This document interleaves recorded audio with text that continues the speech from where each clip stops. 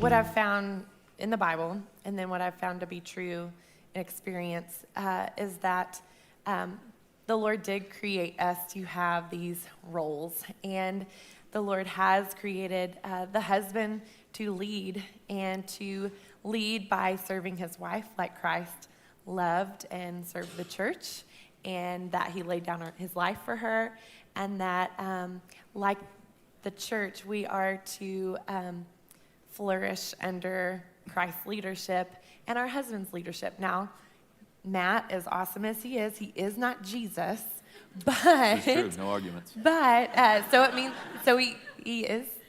he has flesh and sin that he's still struggling against, and but there is something freeing to know that how Matt loves and serves me is by wanting to hear what I have to say about something. He will, I can give an example. Not too long ago, I felt like we were supposed to kind of take this journey towards this home that had some land, because our daughter had a horse, and horse things were becoming really big in our lives, and I had a vision for how we could use it ministry-wise with people outside of our family, and felt like the Lord say to me, hey, I want you to just go down this path. Let's see what I have for you in looking at this house, considering it. And I took it to Matt, and I was like, what do you think? And he said, you know what, we'll go down this path, and we'll see what the Lord says.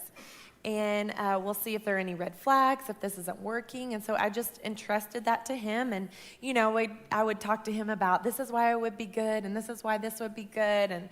And we almost got to the point that we were going to purchase this home. And just one night, we're working through some things, and Matt just doesn't have a peace about it. And I remember being devastated in my own heart, partly because I thought, oh, Lord, did I hear you wrong? Like, do I not hear your voice? Do I not recognize it? Was this the wrong thing? And then devastated because I had this vision, and I was so excited about it. And I felt like the Lord say again to me that it wasn't a loss, that he had something in that whole journey, and trusting him and listening to his voice.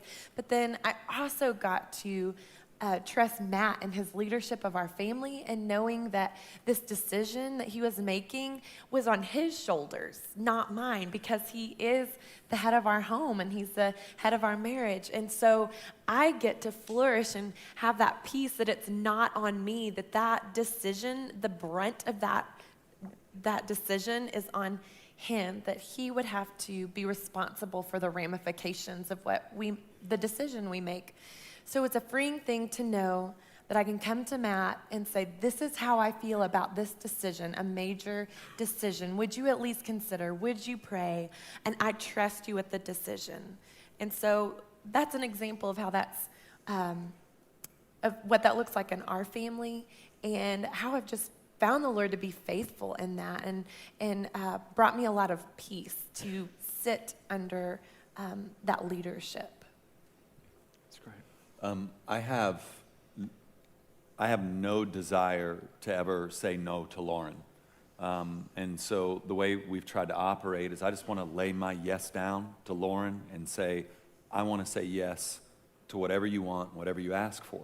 Now, there are times when saying yes would be unwise and foolish and put us in harm's way. And so I think that the reason this has worked so well over the years is my yes is down.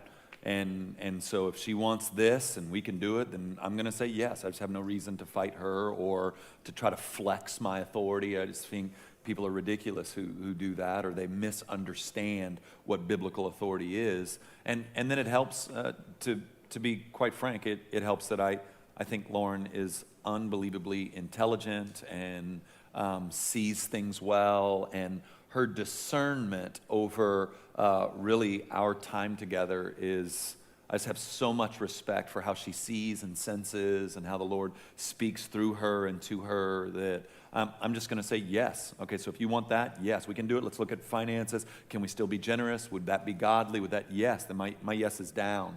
And then, like in the situation that she just described, it came down to we could do it, but it would affect our ability to be generous to others. It would affect our giving towards missions and our giving towards other people. And so it was one of those things where, we, not just me, but we said, is this a turn we want to make? I mean, do we want to call some missionaries going, hey, your support's being cut back? Do we want to not be able to bless people in order to make this move? And I felt like I don't want to make that move. And she was like, we can't make that move. And so then we made the decision. So even in hearing you say, I made that decision, I felt like we made the decision. And I knew it hurt you because I kept apologizing. I kept saying, I'm so sorry, baby, because I heard her heart. I knew she wanted this. I wanted to give it to her, but it wasn't going to be wise financially, and it wasn't going to enable us to live like we want to live, in open-handed generosity. I want in all integrity stand in front of the church I pastor and ask them to do the very thing that I'm trying to do, which is live in an open-handed generosity to the kingdom work around us. And so my answer to Lauren is yes. Now ask the question. And as long as we're not walking into sin, and as long as we're not jamming ourselves up in regards to wisdom, I'm always saying yes to Lauren. Pick the music we listen to, pick the movie most of the time that we're going to, but you have good taste in movies, baby.